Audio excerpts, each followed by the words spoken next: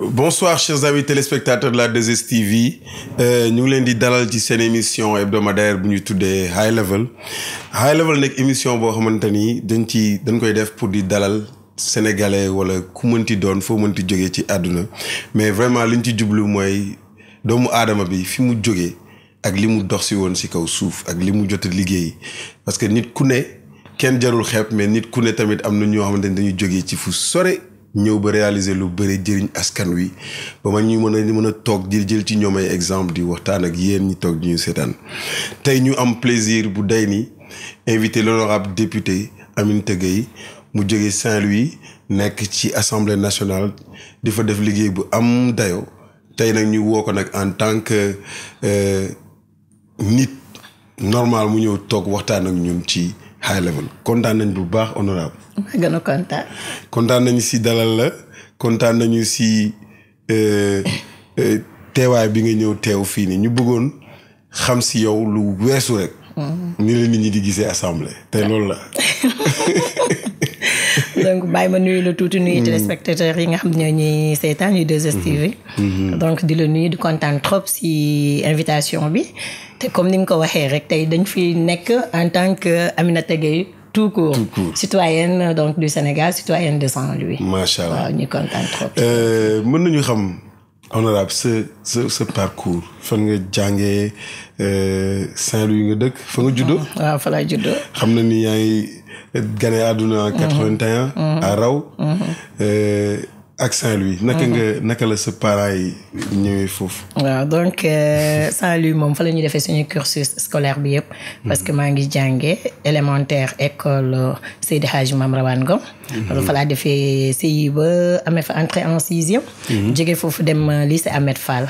donc defee foofu aussi 6e ba fa laa amee bac. jóge fa dem université Gaston Berger. donc man j'ai passé presque toute mon enfance yëpp Saint-Louis laa ko passé sama cursus scolaire mosuma génn ndax kon macha allah te damay wax tout le temps que ci biir Sénégal Saint-Louis moo ma fa gën a Saint-Louis jàmm gën ba ma dëkk moom ma fa gën a parce que Saint-Louis la ñu xam suñu parents yi fa la ñu nekkoon sama papa nekkoon un très grand transporteur. donc ñu nekk foofu ñu am foofu éducation bi ñu defal foofu yëpp. ñu nekk aussi ñi nga xamante ni yàlla dimbali woon nañu ñu bokk ci ñi nga xamante ni doon nañu jàng bu baax. pour mën a ëllëg bokk ci ñi nga xam daañu décider ci biir réew mi. macha allah lan nga jàng exactement. donc j'ai fait la sociologie bi ñu nekkee université Gaston Berger am certificat de maîtrise en sociologie de la famille. jóge fa daal di def 2 masters master 1 ak master 2. en développement local et décentralisation mu nekk loo xamante ne presque ci laa gën a am expérience. parce que en 2009. j'étais à Rosso Sénégal li ñu doon wax di bokkoon ci ñi nga xamante ne dañ doon liggéey ci plan d'investissement communal.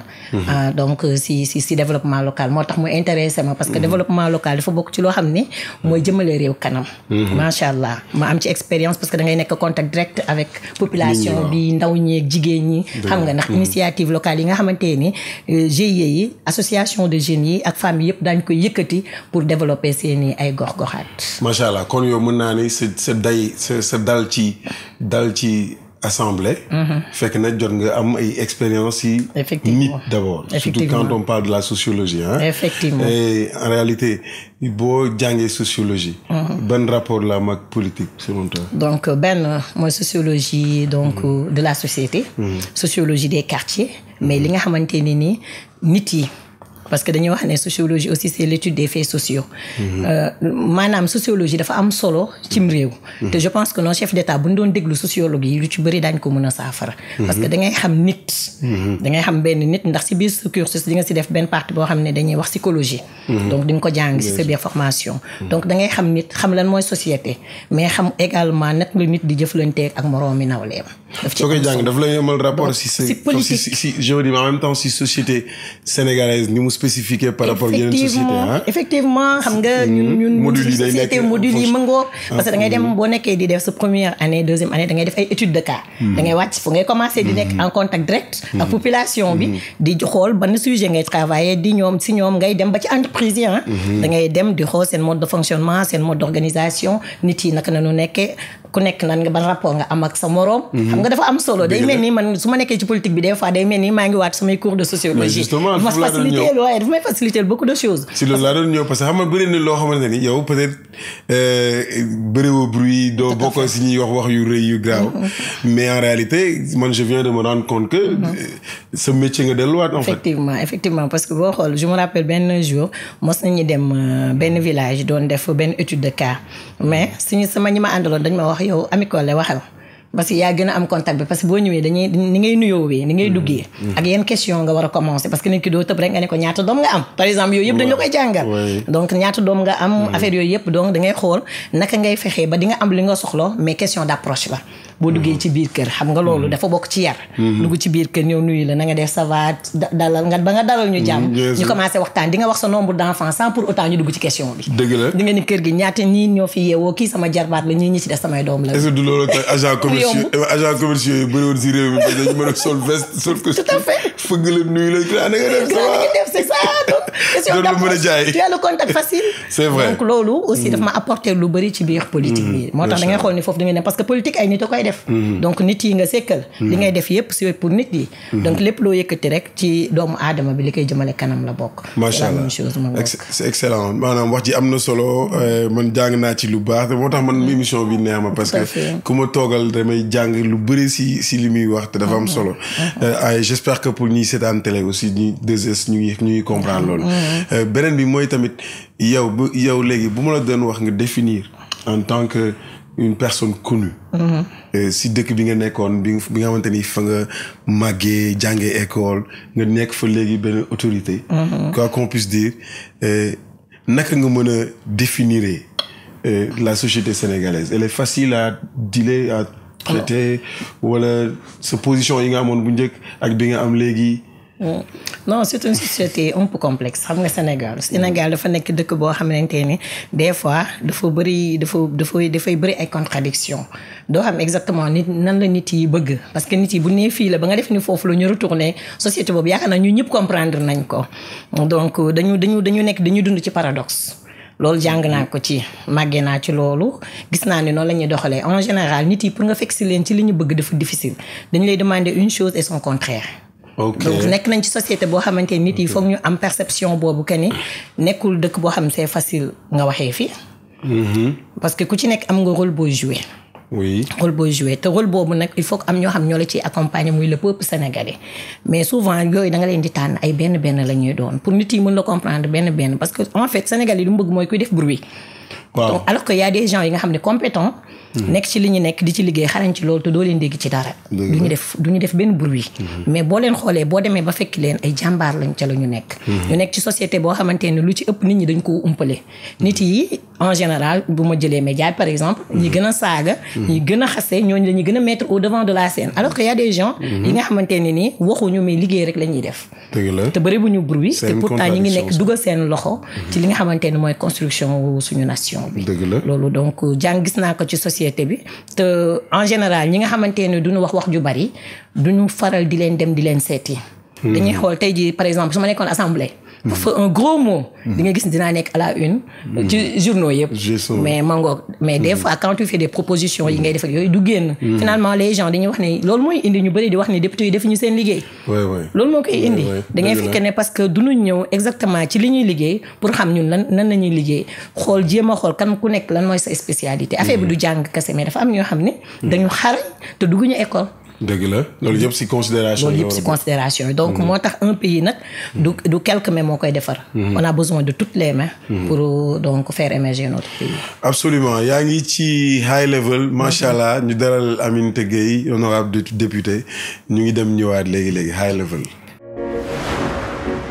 salaamaaleykum yéen ñi ñuy dabee donc yéen ngi ci seetaan ci high level di émission bi waxtaan ak yow di waxtaan nag am dalal tey am gan gu mag buñ dul présenté waat muy honorable député Aminata Gueye ma lay wax ni la kontaan naa waat. maa gën a bëgg yow xam nga yow. frère macha allah waaw ak leer xam la nga nekk si nit ku dal ba pare am yar macha allah si di liggéey sa liggéey te àndul ak benn bruit Aminata def politique Sénégal comme ni ñuy wax boo waxee gannaaw boo waxee ci société bi donc naturellement défi politique itam yombul. waaw yombul de. yombul waaw Sénégal moom défi politique yombul parce que nit ñi dañu am ni ñuy xoolee ñi nga xam ne ñooy def politique. booy def politique rek yow ku bon nga surtout boo nekkee côté pouvoir moo gën a difficile encore une fois. parce que lépp loo xamante ne nii def nga ko rek pour ñoom gëmoo ko. wala amoo principe alors que nit yi nga xamante ne c'est des gens valeureux yu am principe. ñu am éducation ñi ngi ci biir politique bi. parce que métier boo jël boo demee di nga fa fekk ñi ngi fa war a fekk. mais fii politique yomb fi torop parce que suñu politique soxla na ay réformes te yooyu amagul léegi. xam nga loolu amagul. ndax fii politique bi ñu xam mooy nit yi dañuy wax ne lii la ñu bëgg lii la ñu bëgg lii la ñu bëgg. en même temps li ma la doon wax dañoo contraire parce que mosoon naay déglu benn émission ci benn rajo. ñuy traité politiciens yi fenkat mu métti ma loolu bi ma ciy woote c'était presque 2 minutes moo ci desoon. ma ne leen loolu su nekkee ne dañoo jàpp bay joxoñ politiciens yi duñu wax dëgg nañu xoolaat ban askan la ñu yor parce que ki la nii dama bëgg nga fexe ba sama quartier développé wu. kooku mooy wàññeeku tegaat la ay problèmes yoo xamante ne ay problèmes individuels la. waaw nga bëgg saafara te yow yoroo xaalis. bu ñu détourné kees yi lu tax nit yi dañuy leen di teg loo xam ne attanuñu ko. donc su nekkee ni diine ba nekku fa. amoo valeur amoo yenn principe yi rek boo moytuwul di nga dérailler. dëgg la donc def politique ci Sénégal yombul parce que nit yi li ñu teg homme politique yi attanuñu ko. dëgg la parce que regard bi ñuy xool ci ñoom mooy ñu yor lépp. ñu yor lépp mun a régler tous les problèmes. alors que Sénégal dafa nekk ci pays boo xam ne dafa nekk en voie de développement. donc pays bu ñuy tabax la. dañoo war a changer ñu ñëpp suñuy mentalité. xam ne nit yi suñ leen di fay salaire pour ñu liggéey moo tax. mais fay ñu la salaire après nga jëlaat pour nit yi joxaat ko nit yi ba mu jeex. alors que kooku dooy dem ba charge familiale am sax du ko mën a assurer. politique gu Sénégal dafa nekk politique boo xam ne dafa alimentaire. boo dul joxe doo am nit yi dafa metti loolu mooy politique bi. c'est triste mais c'est la vérité.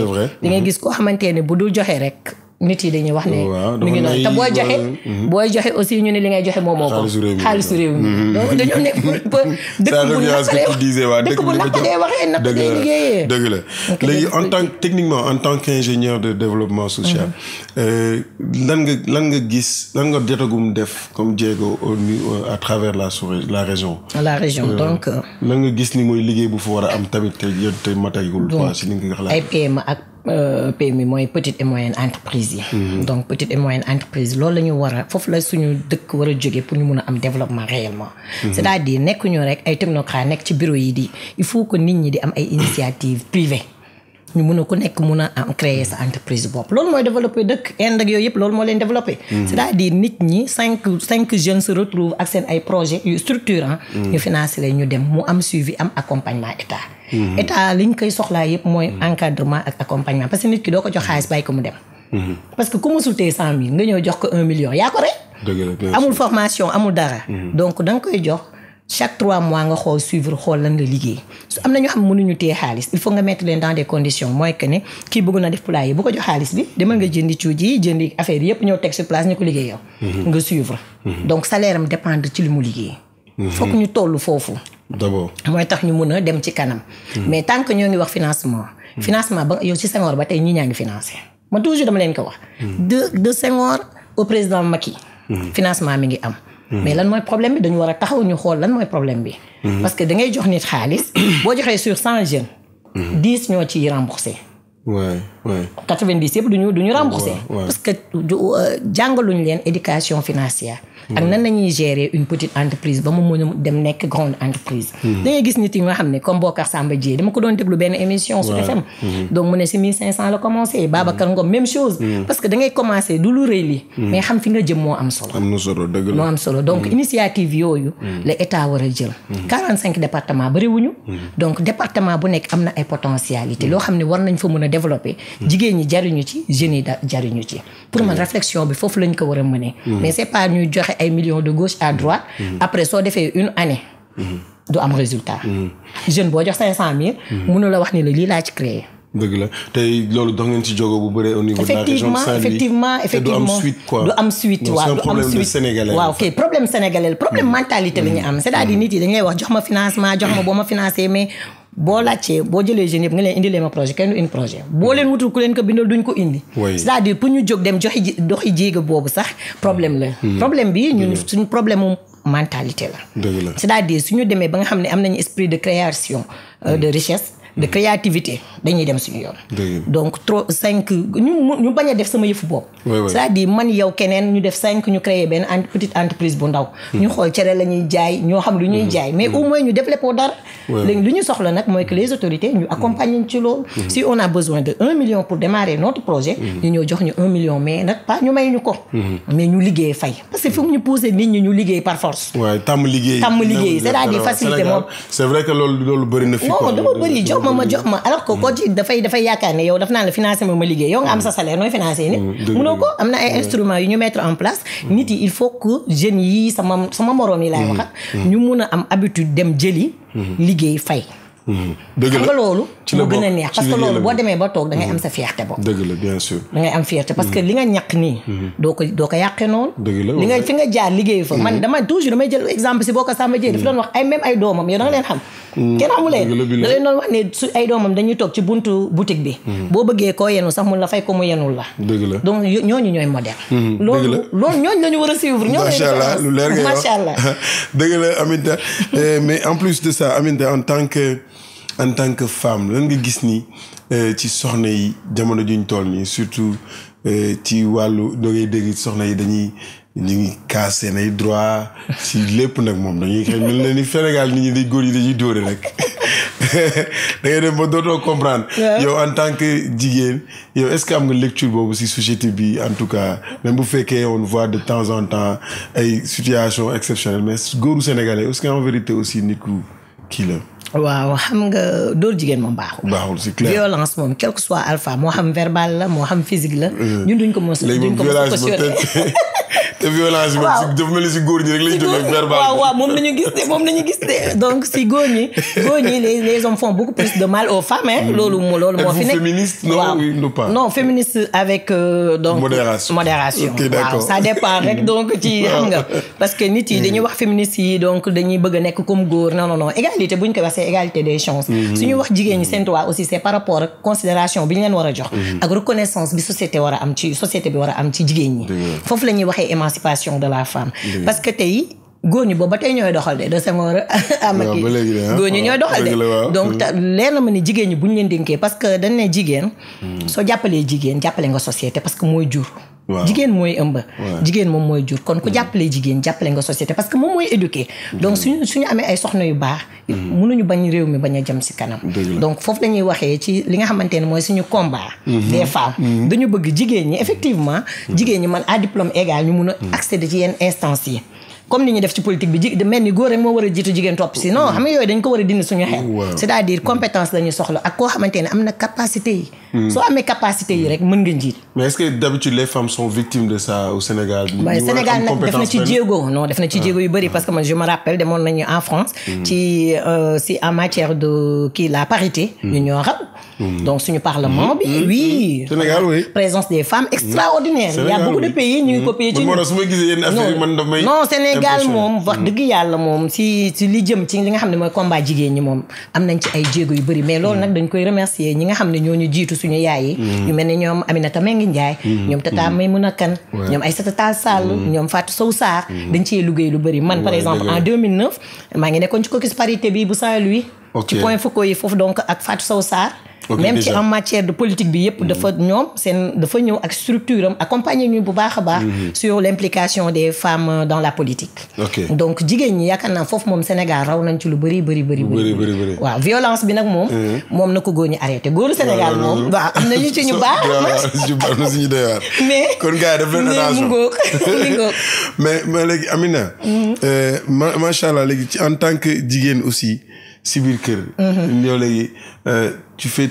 les ménages non tu fais bien sûr ñun Saint-Louisien lañu yoo xam nga ñun dañuy bale dañuy raxas dañuy fóot dañuy togg dañuy paase kooku moom ndar boo gis Saint-Louisien boo gis ba léegi yow tu trouves da nga nécessairement da nga koy def même bu dee effectivement nii dama koy def sama chambre maa koy def sama bopp je trouve que changer woo lu bëri yow parce que amul solo mais comment tu trouves quand de loin tu entends des gens dire par exemple de toi en tant que nit peut-être mosoo nekk exposé wu ba jàkkaarloog le grand public mais maintenant de loin les gens te disent du n'importe quoi qu'ils te connaissent ou pas c'est quand même un peu difficile c'est un peu difficile effectivement mënoo tontu ñëpp boo ko bëggee tànn ça te fait rigoler parfois. je te jure non da ngay gis koo xam ne xamul la sax. xamaanu la donc yëkkati ay baatam teg ko mais. nga koy sante suñu borom. parce que nit ku nekk da nga fi ñëw ci kaw suuf ni nga ubbee émission bi dañ fi ñëw ak mission buñ la teg. donc day am yoo xam ne man des fois damay wax man kii du Ami Collé. donc ñeneen ñi dañ lay wax kii du Ami Collé am na ñu ma bokkal parce que dañ lay wax kii dafa timidoon. donc bëri ma wax j'ai toujours été cool.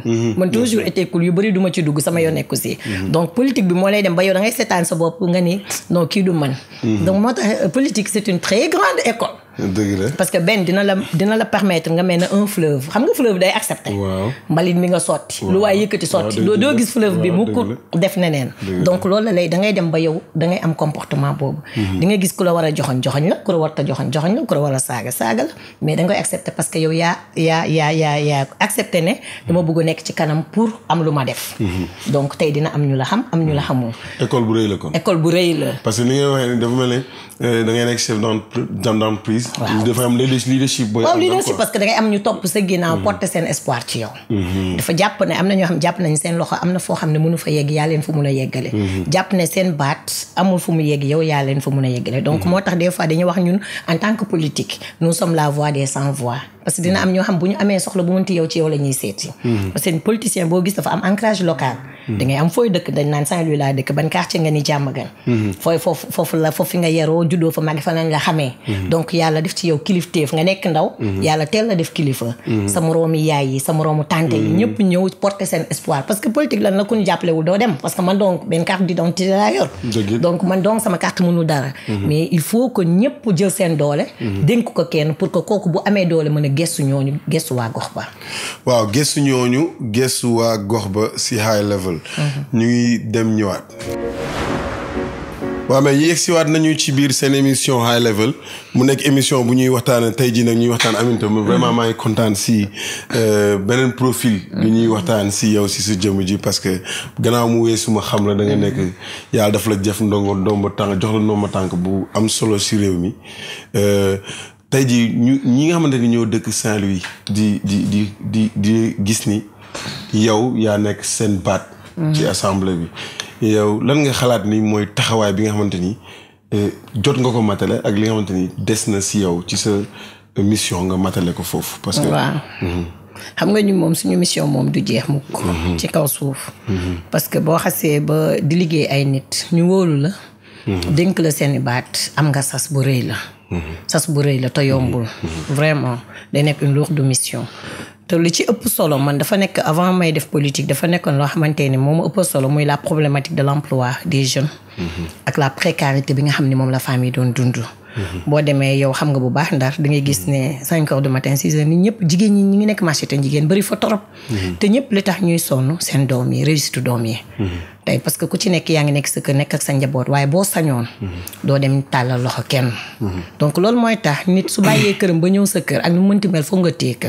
parce que li mu romb ñëpp ñëw. te yàlla li nga wax rek yàlla moo dogal ni yow la. te mission boobu boo ci nekkee da nga war a xam ni ëllëg da nga fay jógee keneen toog. kon li nga ci mën ci def ci lu baax accompagner ci muy ndaw ñi. foo xam mën nga fa dugg ngir lijjanti leen nga dugg fa. muy jigéen ñi loo xam ne mën nga lijjanti ba jàppale leen nga def ko. donc li nga xam ne nag moo nekk au niveau de l'Assemblée nationale mooy porter seen voix.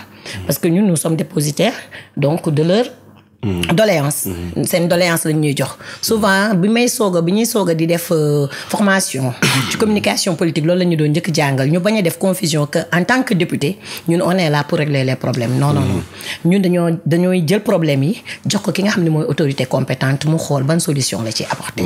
donc lépp loo xam ne dénk nañ ñu ko mooy que ñun kat bëgg nañu lii fa ñu yegg ca pencum réew ma daañu ñun ko jeune Saint-Louis. C'est vrai que nous sommes donc députés du peuple. mais ku ci ne am nga ancrage local. am nga foo jógee. te Abdou Mbow da koy faral di wax kenn xëyul ni cëpp. donc ku ne am nga jaar am nga foo jógee ba yegg si foofu. ndaw ñooñu nga xam ñoo nekk Saint-Louis jox la seen baat yóbbante la ñun kat tey jii emploi. mooy suñu ëmma. nan la ñuy def ba tey daañu mën a jàppale suñu bopp jàppale suñu waajur. avoir des emplois décents. donc loolu da ngay dem nga jox ko ki nga xamante ne mooy ministère de la jeunesse ak yeneen ministères yi nga xamante ne xam nga ministères yi moom c'est des ministères transversales yoo xam ñoom ñëpp dañuy liggéeyandoo ensemble. nga wax ko fa ba nga xam ne président de la république ëllëg buy jël yenn programme yi dina leen ci suur. kooku ña ngi ko ciy matale. suñu femmes yi même chose. parce que femmes yi nga xam ne ñoo nekk biir Sénégal rawatina ñi nekk Saint-Louis tooguñu. am nañu ay femmes yoo xamante ne dañuy transformer ay produits halieutiques. di yëngu ci céréales.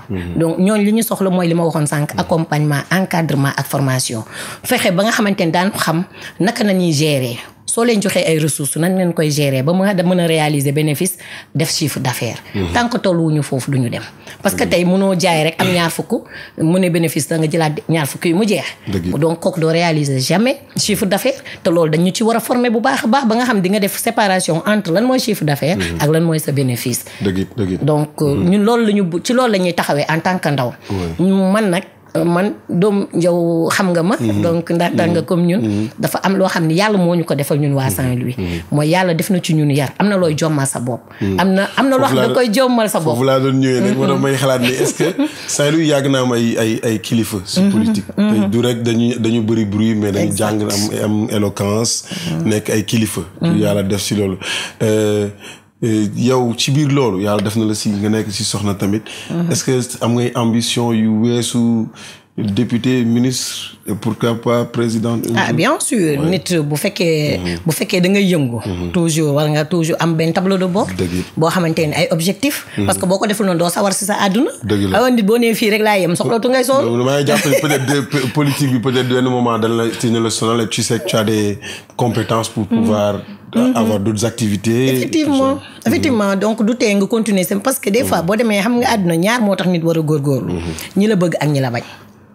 ñaar ñooñu moo tax nit war a góorgóorlu ci àddunaam ba atteindre objectif am ñi la bëgg toujours bu ñu sañoon nga gën a sori kon da ngay góorgóorlu ndax ñooñu ñi la bañ dañuy bëgg nga dellu ginnaaw découragé wu ba toog kon ñooñu boo leen xalaatoo ba ne ñiis dañu bëgg ma toog rek war nga yokk loo doon góorgóorlu rek nga redoubler ko ñi la bëgg même chose pour mën leen a jox satisfaction parce que képp ku jiitu rek il faut ñu wax la kenn mënul am ne damay bëgg def lii moo tax en général ñu bëri intellectuel yu bëri mënuñu def politique parce que dañu ragal critique le regard de l'autre te loolu ci société bi la bokk c'est-à-dire tant que yaa ngi dem dina am ki nga xam ne li ngay def du ko neex loolu nag da ngay ànd ak moom nga dund ko ci suñu Sénégal dafa métti de Sénégal dafa société bu complexe jàmbaar dëgg moo fi nekk lingeer dëgg moo fi taxaw dans tous les domaines il faut nga nekk jàmbaar gëm li ngay def gëm sa bopp nag bala ngay gëm kenn gëmal sa bopp kani fii rien n'est impossible il faut toujours se donner les moyens d'y arriver mais rien n'est impossible ku nekk mën nga doon lu ne donc mën nga fi nekk ministre nekk fi président de la République da ngay gëm sa bopp ak des principes nag xam fi nga jógee xam yaay kan di nga mën a atteindre sa objectif macha allah yéen a ngi si biir émission High Level donc comme ni ñu koy defee Aminta mon honorable député ba dama ko miin personnellement moo tax ma koy wax Aminta non soxlawul honorable te dañ fay nekk pour et donc dama koy invité wàlle aussi am nañ rubrique bu tudd studio boo xam ne dañuy dem nga woy ñu woy taaw xale peut-être wala nga woyal li benn woy boo xamante ni peut-être dinañu mën a bu ma marqué bëri kees sa nga bu la marqué allez kon ñu ngi dem si suñu rubrique studio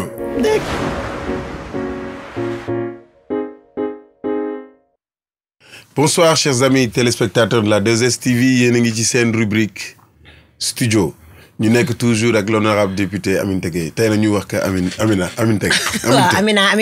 Ami Collé voilà mos nga ñëw studio non c'est une première mosoo dugg ci studio si ba ma nekkoon 4e lycée Ahmed Fall taw rajo xale yooyu noonu laa duggoon nii waaw pour ñu nekk ensemble di chanter d'accord benn yoon mais c'était pas comme nii non fi mu doon yaay suñu star fi mu doon li moom gannaaw bi nga waxtaanee ba pare yaay suñu star dañu bëggoon parce que xam nga endroit la boo xam ne ni c'est un peu mythique pour certains effectivement tout à fait nit ñi duñuy dem studio donc ñu noona tey dañuy am envie nga woyal ñu benn woy peut-être woyu xale la wala woy boo miin daal boo yàpp boo leen ni bii mën nga ko noggatu ak difficile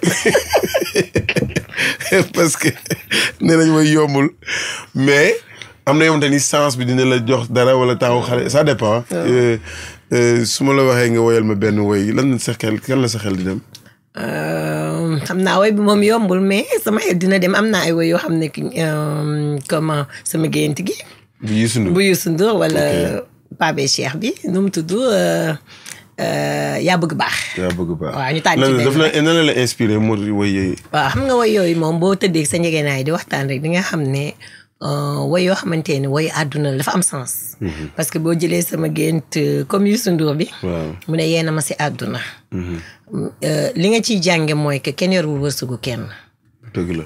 yàlla rek moo yor wërsëg yi. mais ci fi mu koy jaarale. du tax ki lay jox war laa yeb. daf la jox li nga moom. donc yow nag li mu ci wax ne boo jàppee ni nit kooku moo la ko jox rek weddi nga suñu borom gëmatoo yàlla. loolu nag dafay am lu mu ñu jàng mooy nit day gëm boppam. xam ni lu nekk rek. c'est possible mooy li ma waxoon sànq rek. àdduna tout est possible. il suffit donc d'y vouloir et d'y croire. rek nga mun a yegg fa nga jëm. absolument loolu moo tax loolu woy bi inspiré ma daal. loolu nga bëgg woy kon tey fi mu toll nii sama gént gi nga ñuy woyal. sama gént bu waaw sama gént gi. ok kon jeex na kon gars yi ñu bokk. du yomb nag xam naa lay jox casque bi. non grawul fi mu toll nii yow woyal rek parce que ba woyee ba pare. suñu ingé bi. waaw Daxman. dina ko defar ba nga xam ne dina ko assaisonné. gis nga de. waaw non aie confiance en nous. dafa ku nekk sa métier de.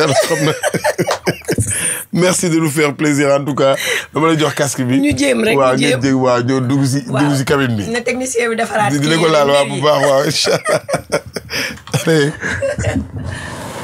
allez merci. ok.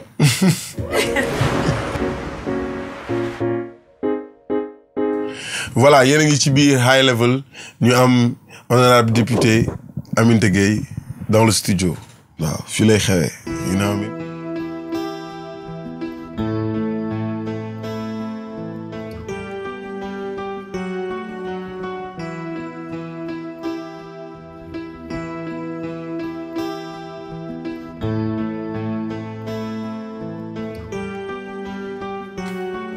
kër gi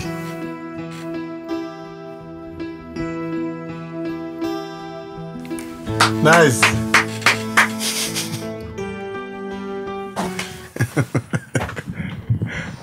non mais. non yow moom. non vous méritez des applaudissements. bismillah.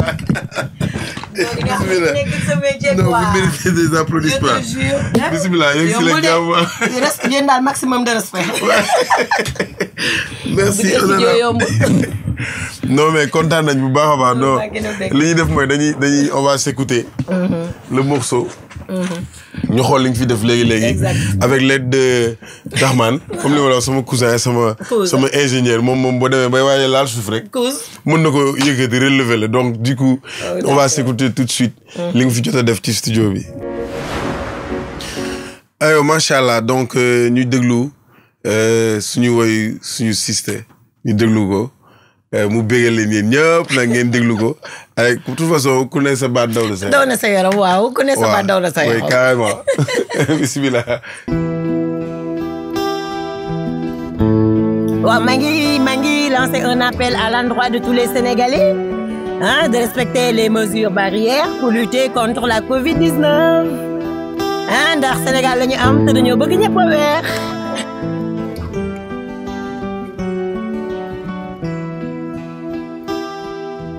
Oh,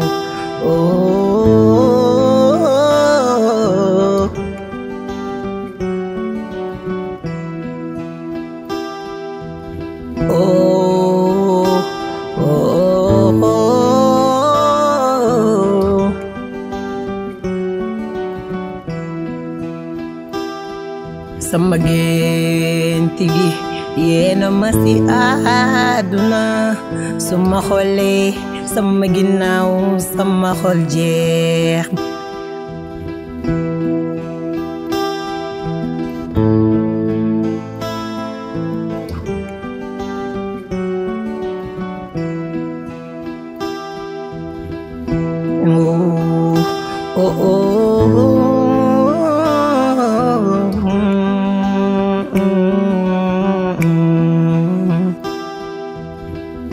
Yàlla dafay jël sa wërsëg jaarale ko ci keneen yow soo naago danga naan kii su ma wàccee damay torox Yàlla mi lu jël bàyyi laak moom te di la seetaan Yàlla mi la sàkk mën laa defal bàyyi laak jooju waayoo.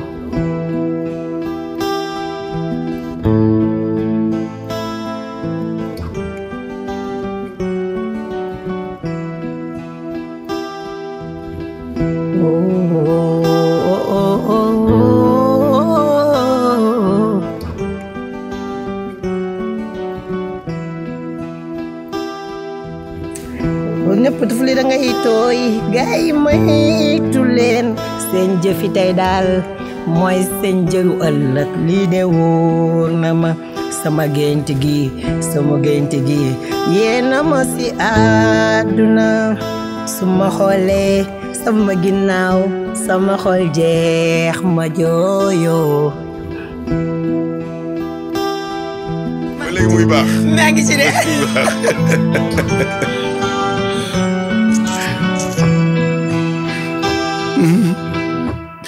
non mais merci. parce que jëloo woy waykat bu ndaw nag tamit. waaw. non grand bi laa jël waykat bu mag bi ndaanaan bi. neexul toppandoo yow tu as tout le mérite. mais j'ai le mérite. absolument. waaw gis nga de mais sens bi macha allah sens woy bi. macha allah c'est exceptionnel d'ailleurs man loolu sax laa la bëgg wax quoi parce que. woy la boo xamante ni ça parle à tout le monde. le fait que nga choisir ko aussi.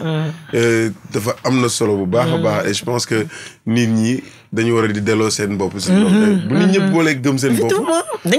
dañuy dem. waaw parce que loolu la ñëpp di aspirer ah. dañu développé nañ dem ci kanam. day yokk jom quoi. day andi patriotisme day andi self.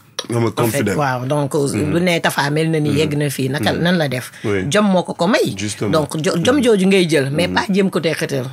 xam nga Sénégal loolu la gars yi da ngay réussir au lieu que ñu jàng ci yow.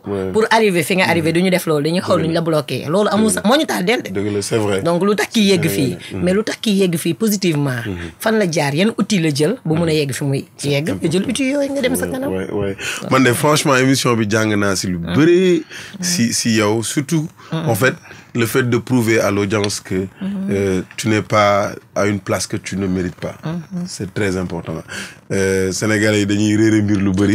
Et vraiment, le contenu de l'émission l'a prouvé. Kontaan naa si am la fii kontaan naa si sa humilité. Bokk nga si ñoo xamante ni ndaw yi nga xamante ni Sénégal mën nañu espérer si ñoom si yar gi si liggéey bi ak si match yi.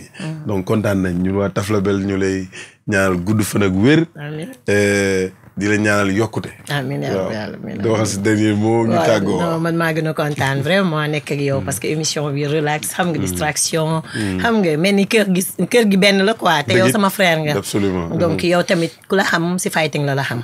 donc nga jógee Saint-Louis ñëw fii donc tey li nga nekk nii du loo xamante ni nii chance tamit da nga ko mérité. parce que da nga nekk xam nañ la bu baax a baax. Saint-Louis nga nekk ndaw gëm sa bopp teel a gëm sa bopp nag. donc door ku la dimbali rek daf la cee fekk. loolu aussi c'est une fierté pour la jeunesse tey jii xale yu bëri dañuy jàngi si yow te lii ñu fekk fii nii vraiment ñun amuñu ci benn jomm la dañ lay ñaanal yàgg sa équipe bi ngeen àndal nga jëm ci kanam ndax ku la xam yow yaay salaam yow jàmm rek ngay dox lu nekkul ci jàmm ba ma la xamee ba tey ku la njëkk a gis sa bañ lay gis nit ñi si jàmm rek lañ la xam lu àndul ak jàmm nekkoo ci jàmm kon yow tamit dañ lay ñaanal sa yoon yegg parce que ndaw nga mais bokk nga ci ñi nga xamante ni tey dañuy tabax réew mi te lii nga def nii aussi c'est un pas bu ñëpp defee comme ni nga def rek Sénégal dem ci kanam di remercier ñëpp. macha allah kontaan nañu Sénégal jëm si kanam moo ñu tax a jóg high level. merci ci caméra bi amoon nga moo. you know what I mean so si edit bi ak musique bu neex bi ngay dégg placage ki la dimbali. waaw ki ma dimbali donc jaaroon nañ fi Kouz merci beaucoup et à bientôt. Allez, ciao.